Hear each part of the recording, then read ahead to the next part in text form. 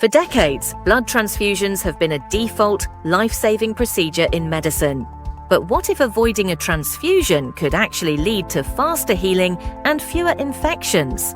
That's because every unit of donated blood carries risks of infection, allergic reactions, and immune complications. A quiet move towards bloodless medicine is providing powerful alternatives, available right now at hospitals in the UK. We will show you the 3 pillars of blood conservation, giving you the knowledge to discuss these options with your doctor. So, what's the first and most powerful alternative? It's simple: using the blood you already have. Weeks before surgery, your doctor can prescribe iron supplements or medications like erythropoietin to create a personal blood reserve. But what about blood lost during the operation? A technology called cell salvage acts like a high-tech recycling system. A machine collects blood from the surgical site, washes and filters the red blood cells, and returns them to you, clean and ready. By using your own blood, you eliminate the risk of transfusion reactions. It is the safest blood you can possibly receive. Boosting your blood supply is key, but what if we could just lose less blood in the first place? This is the second pillar. One of the most effective tools is a medication called Tranexamic acid, or TXA. It works by preventing blood clots from breaking down too quickly. Imagine your body's natural bandages sealing cut vessels.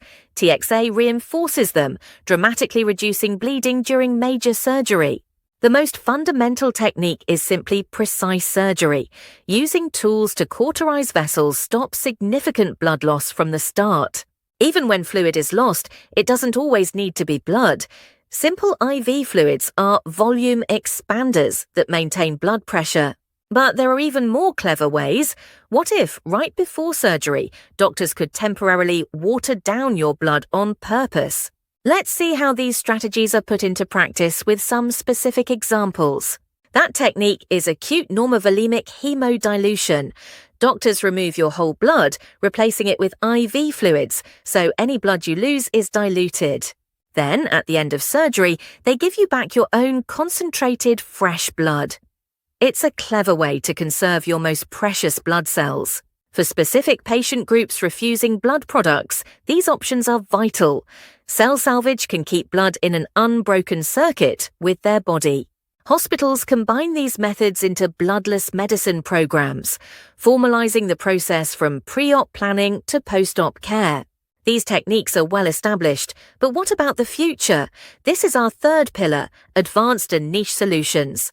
A pharmaceutical goal is a true blood substitute. These are known as oxygen therapeutics, designed to carry oxygen like red blood cells. The challenge is immense. Free-floating hemoglobin, outside a red blood cell's protective shell, can be toxic if not properly engineered. One highly experimental treatment, Hemopure, is derived from bovine hemoglobin. It aims to transport oxygen without relying on human blood. But perhaps the most radical alternative is a change in thinking. It's the concept of permissive anemia.